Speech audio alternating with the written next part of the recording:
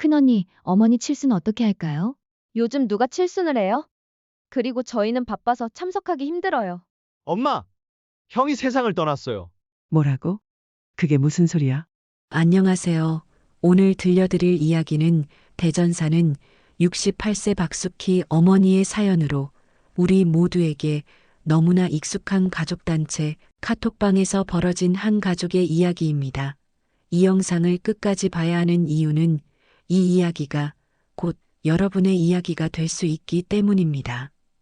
두 아들을 키우고 며느리들과도 나름 잘 지내고 있다고 생각했던 평범한 어머니가 칠순을 앞두고 벌어진 작은 오해 하나 때문에 어떻게 비극으로 번지게 되었는지 우리 주변에서 흔히 발생하는 이야기입니다.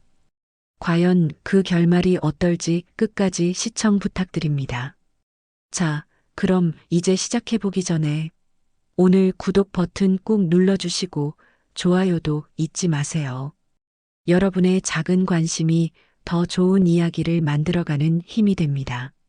대전의 어느 작은 아파트에서 박숙희 씨는 오늘도 핸드폰을 들여다보고 있었습니다. 남편과 함께 정년퇴직 후 평범한 일상을 보내는 전업주부였죠. 68세, 이제 곧 칠순을 맞을 나이가 되었습니다. 우리 가족이라는 이름의 단톡방에서 며칠 전부터 기대에 부푼 이야기가 오가고 있었습니다. 큰아들과 작은아들, 그리고 두 며느리가 함께 있는 그 방에서 말이죠. 평소에는 손자 사진도 올라오고 안부 인사도 자주 오가던 방이었거든요. 숙혜 씨도 가끔 오늘 날씨 좋다. 애들 밥은 먹었니? 이런 말들을 올리곤 했었어요. 그런데 요즘 들어서는 왠지 눈치가 보였습니다.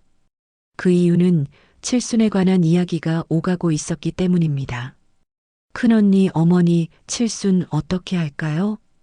작은 며느리가 조심스럽게 꺼낸 말이었어요. 숙혜 씨는 가슴이 두근거렸습니다. 아, 애들이 내 칠순을 챙겨주려고 하는구나. 그래, 이번엔 가족끼리 조용히 여행을 가거나 식사라도 하면 좋겠다는 생각에 조용히 지켜보고 있었습니다. 그런데 큰 며느리의 답변이 전혀 예상과 달랐어요. 요즘 누가 칠순을 해요. 그리고 요즘 저희는 바빠서 힘들 것 같아요. 차가운 말투였습니다. 숙희 씨는 순간 말문이 막혔어요. 뭔가 대답을 해야 할 것 같은데 뭐라고 말해야 할지 모르겠더라고요. 마음속에서는 그래도 가족끼리는 이런 말이라도 하고 싶은데 왠지 그 말을 꺼내기가 조심스러웠습니다. 혹시나 자식들 가정에 피해가 될까봐 괜히 부담을 주는 건 아닐까 하는 생각에 아무 말도 하지 못했어요. 요즘 가뜩이나 아들들이 며느리에게 기죽어 사는 것 같은데 본인 때문에 책 잡힐 일을 만들고 싶지 않았습니다.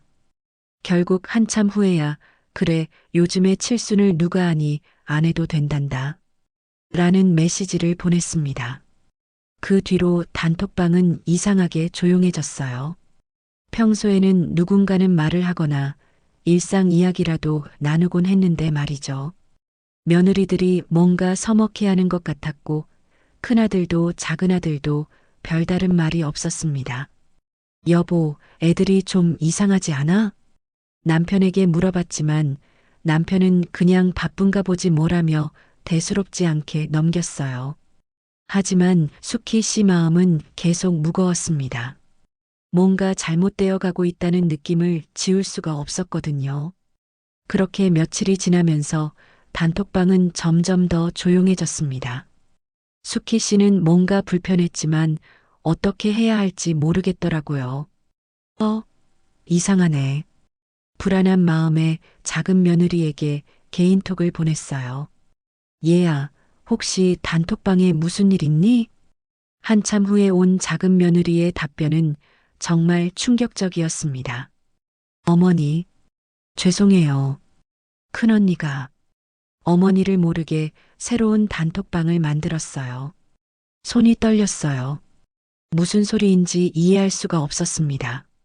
숙희 씨는 순간 머리가 하얘졌습니다. 칠순 이야기 나왔을 때 조용히 있었던 게 그렇게 잘못된 일이었나? 평소에도 그저 안부 인사나 격려의 말만 했는데 내가 뭘 잘못했다고. 어머니, 저도 반대했어요.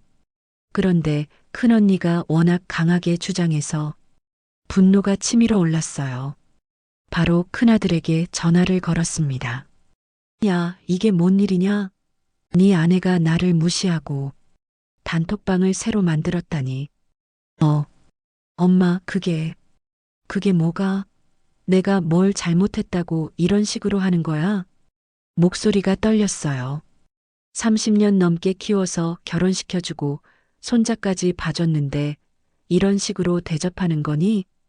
큰아들의 답변은 더욱 충격적이었습니다. 엄마 그냥 좀 넘어가요. 괜히 문제 크게 만들지 말고. 뭐라고? 내가 지금 무슨 소리를 하는 거야? 아내도 스트레스 받고 있어요. 요즘 애들 때문에 힘들어하는데 엄마가 너무 예민하게 반응하시는 것 같아서. 내가 언제 예민하게 반응했다고? 내가 뭘 했다고? 그냥 좀 시간을 두고 생각해봐요. 서로 감정적으로 되면 안 좋잖아요. 전화가 끊어졌습니다. 수키 씨는 멍하니 핸드폰을 바라보고 있었어요. 내 아들이 내게 이런 말을 하다니. 며느리 편을 들면서 나를 이상한 사람 취급하다니. 아들을 평생 키운 엄마로서 너무 배신감을 느끼고 며느리에게 아들을 빼긴 기분이었어요. 남편에게 모든 상황을 털어놓았습니다.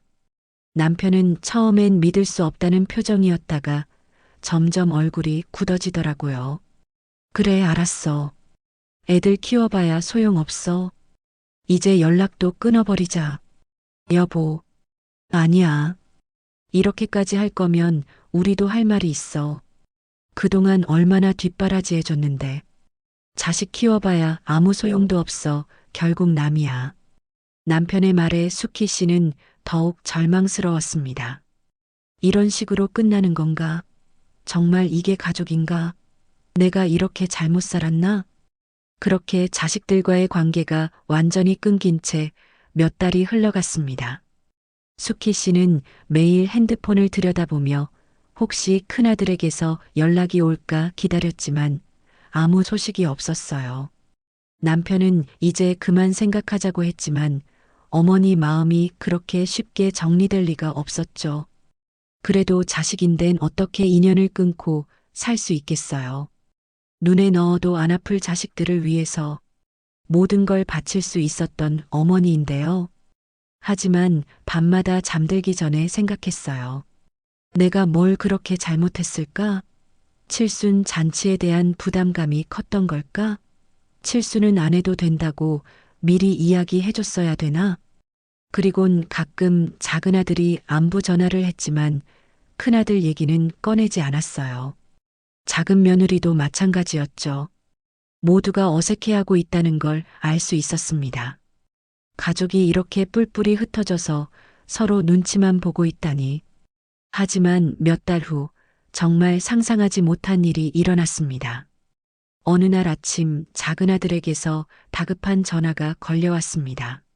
엄마 지금 어디세요? 응? 집에 있는데 왜? 무슨 일 있니? 엄마, 형이. 작은아들의 목소리가 떨리고 있었어요. 뭔가 큰일이 벌어졌다는 걸 직감했습니다. 형이 어떻게 됐다고? 무슨 일이야? 형이 세상을 떠났어요. 수키 씨는 순간 핸드폰을 놓칠 뻔했습니다. 뭔 소리인지 이해할 수가 없었어요. 뭐라고? 무슨 소리야? 으악. 어젯밤에 형이 자택에서 스스로. 더 이상 말을 이어갈 수 없었습니다. 수키 씨는 그 자리에서 주저앉았어요. 남편이 놀라서 달려왔지만 아무 말도 할 수 없었습니다. 장례식장으로 향하는 차 안에서 작은아들이 자세한 얘기를 해줬어요. 형이 엄마한테 상처 준 일로 계속 마음 아파했어요. 형수하고도 그 일로 계속 싸웠다고 해요. 뭐라고? 형수는 엄마가 너무 예민하다고 했는데 형은 그게 아니라고. 자기가 엄마를 제대로 이해하지 못했다고. 죄송하다고 사과하고 싶었는데 어떻게 말을 꺼내야 할지 모르겠다고. 수키 씨는 가슴이 찢어질 것 같았어요. 내가 먼저라도 연락했어야 했는데. 형이 점점 더 우울해지더래요. 직장에서도 집중을 못하고. 형수는 그런 형을 이해하지 못했다고 해요. 계속 싸우다가 장례식장에 도착했을 때 수키 씨는 큰아들의 영정사진을 보며 오열했습니다. 그날 내가 말만 꺼냈어도, 네 말이라도 제대로 들어줬어도, 왜 혼자서 그런 생각을 했니? 엄마가 나쁜 사람이야? 왜 혼자서 끙끙 앓았어? 하지만 이제 되돌릴 수 없었습니다. 큰아들은 영원히 돌아올 수 없는 곳으로 떠나버렸고 남은 건 후회와 원망뿐이었어요. 장례식장에 온 큰며느리는 울고 있었지만 수키 씨 눈에는 그 눈물이 진짜 같아 보이지 않았습니다. 어떻게 이런 일이 벌어질 수 있을까? 단톡방 하나 때문에 이렇게 큰일이 벌어졌다는 게 이해가 안 갔어요. 장례를 치르는 동안 수키 씨는 계속 자책했습니다. 내가 더 적극적으로 나섰어야 했는데, 내가 먼저 연락했어야 했는데, 왜 그냥 기다리기만 했을까? 하지만 정말 끔찍한 일은 이제 시작이었습니다. 장례를 마치고 며칠이 지난 후 수키 씨는 큰며느리의 집을 찾아갔습니다. 남편은 말렸지만 도저히 참을 수가 없었어요. 내 아들을 그렇게 큰며느리와 제대로 된 대화를 해야겠다는 생각뿐이었죠. 가지 마. 더 상처만 받을 텐데. 남편이 붙잡았지만 수키 씨의 마음은 이미 결정되어 있었어요. 이대로 끝낼 수는 없었습니다. 내 아들이 왜 죽어야 했는지 정말 궁금했거든요. 아파트 앞에 서서 한참을 망설였습니다. 올라가서 뭐라고 말해야 할까? 소리를 지를까? 아니면 차분하게 얘기해 볼까? 여러 생각이 머릿속을 스쳐 지나갔어요. 초인종을 눌렀을 때 큰며느리는 깜짝 놀란 표정이었어요. 어머니, 왜 이렇게 미리 연락이라도 주시지. 우리 얘기 좀 하자. 차분한 목소리였지만 속은 끓어오르고 있었습니다. 큰며느리는 어쩔 수 없이 문을 열어줬어요. 거실로 들어서는데 평소 같으면 차라도 한 잔 내왔을 텐데 그런 것도 없었습니다. 거실에 앉아서 수키 씨는 조용히 말을 꺼냈습니다. 넌 아무렇지도 않니? 내 아들을 그렇게 몰아넣고도? 어머니, 그게 무슨... 큰 며느리의 얼굴이 굳어졌어요. 처음에는 당황하는 것 같더니 점점 차가운 표정이 되더라고요. 어머니가 너무 예민하신 거 아니에요? 저도 슬프다고요. 슬퍼? 이게 다 너 때문이야, 너 때문이라고. 단톡방을 새로 만들어서 이사단이 난 거잖아. 그런 식으로 말씀하시니까 남편이 스트레스를 받았던 거 아니에요? 저는 남편 편에서 보호하려고 했던 건데요. 수키 씨는 점점 화가 치밀어 올랐습니다. 보호? 내 아들을 보호했다고? 그래서 내 아들이 죽었다고? 두 사람의 대화는 더 극에 치달았습니다. 그건 본인 탓이지. 왜 저한테 화풀이 하세요? 그 말을 듣는 순간 수키 씨는 참고 있던 분노가 폭발했습니다. 뭐라고? 어머니가 너무 오버하시는 거예요. 그런 식으로 하니까 남편이 힘들어했던 거 아니에요? 저도 피해자라고요. 내가 언제 오버했다고. 내가 뭘 잘못했다고. 어머니는 맨날 피해자 코스프레만 하시네요. 자식들한테 부담 주면서도 모르는 척 하시고 더 이상 참을 수 없었어요. 실랑이가 벌어졌습니다. 큰 며느리는 계속 자신의 잘못이 아니라고 주장했고 수키 씨는 점점 더 격분했어요. 내 아들이 그렇게 죽었는데도 네가 할 말이 그거야? 그러니까 그건 본인이 약해서 그런 거잖아요. 왜 저한테 책임을 떠넘기세요? 그 순간 수키 씨는 큰 며느리를 향해 손을 들었습니다. 하지만 큰 며느리가 반사적으로 밀쳐내는 바람에 수키 씨는 중심을 잃고 뒤로 넘어졌어요. 어머니, 머리를 바닥에 강하게 부딪혔습니다. 순간 눈앞이 깜깜해졌어요. 어지러웠고 뭔가 따뜻한 게 머리에서 흘러내리는 걸 느꼈습니다. 어머니, 어머니. 큰 며느리가 부르는 소리가 점점 멀어져 갔어요. 의식이 흐려지면서 수키 씨는 생각했습니다. 이게 끝인가? 이렇게 끝나는 건가?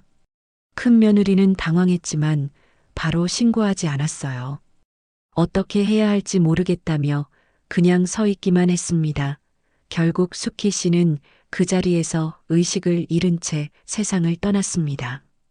큰 며느리는 본인 때문에 죽은 것을 숨기기 위해 위장을 했습니다. 아파트 베란다로 어머니를 던져서 떨어뜨린 겁니다. 화단에 떨어진 어머니는 주민 신고에 의해 발견되었고 119가 출동했습니다. 연이어 2번의 장례식을 치러야 했던 가족들에게 세상은 너무 차가웠습니다. 작은 아들과 작은 며느리는 감당하기 힘든 현실 앞에서 하루하루를 버텨나가고 있었습니다. 몇 달 사이에 형과 어머니를 모두 잃은 가족들은 큰 상실감에 휩싸였습니다.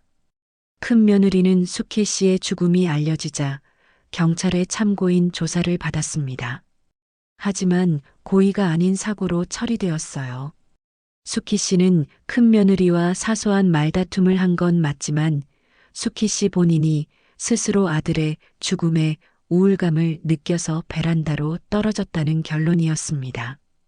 하지만 가족들은 그녀를 용서할 수 없었습니다. 형수는 살인자예요. 작은 아들이 단호하게 말했어요. 작은 며느리도 같은 마음이었습니다. 어떻게 그럴 수 있어요? 남편이 죽고 시어머니까지 그런 식으로 세상을 떠났는데도 자신의 잘못이 아니라고 하다니. 언니는 정말 사람도 아니야. 형부가 얼마나 괴로워했는데. 작은 며느리는 눈물을 흘리며 말했어요. 큰 며느리에 대한 분노와 함께 자신이 더 적극적으로 나서지 못한 것에 대한 자책도 있었죠.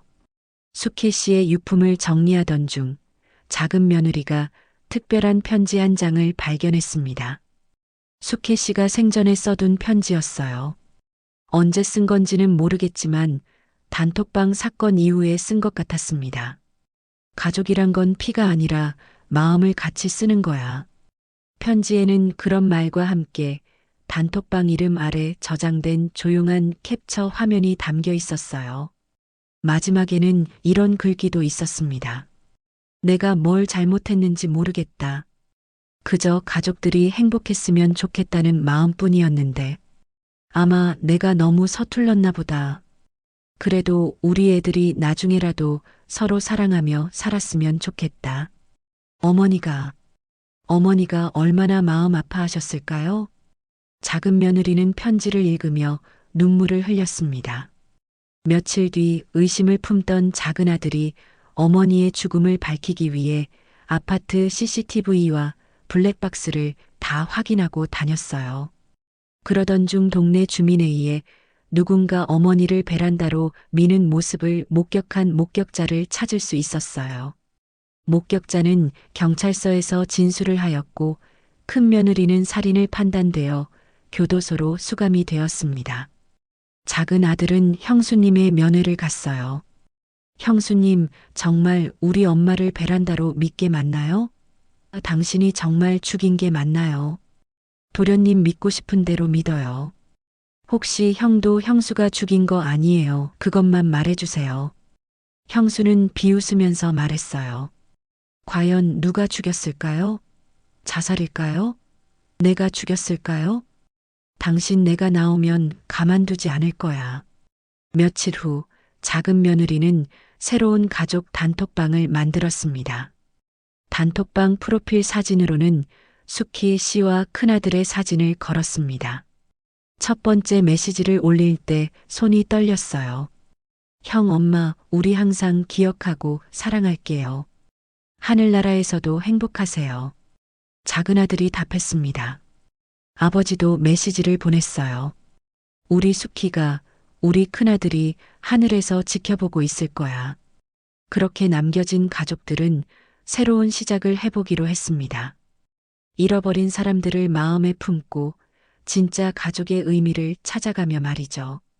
이 이야기는 작은 오해에서 시작되어 돌이킬 수 없는 비극으로 끝났지만 남겨진 사람들에게는 새로운 깨달음을 주었습니다. 가족이라는 이름 아래 서로를 이해하지 못하고 상처를 주는 일이 얼마나 무서운 결과를 가져올 수 있는지를 말이죠. 단톡방 하나에서 시작된 작은 갈등이 이렇게 큰 비극을 불러올 줄 누가 알았겠습니까? 수키 어머니는 그저 가족들과 함께 있고 싶었을 뿐이었는데, 큰아들도 어머니께 사과하고 싶었을 뿐이었는데, 여러분의 가족 단톡방은 어떠신가요? 혹시 누군가 조용히 상처받고 있지는 않은지, 서로의 마음을 제대로 이해하고 있는지 한 번쯤 돌아보는 시간이 되었으면 좋겠습니다. 가족이라는 이름이 때로는 가장 깊은 상처를 주는 칼이 될 수도 있다는 걸 우리 모두 기억했으면 합니다. 앞으로도 진짜 인생 이야기, 진한 감동의 순간들을 전해드릴 환갑 오디오가 함께하겠습니다. 영상이 마음에 드셨다면 구독과 좋아요 버튼을 꼭 눌러주세요. 알림 설정까지 해두시면 더 많은 삶의 이야기와 지혜를 가장 먼저 받아보실 수 있습니다. 따뜻한 마음으로 10년은 더 젊게, 20년은 더 행복하게 사는 그날까지 환갑 오디오였습니다. 감사합니다.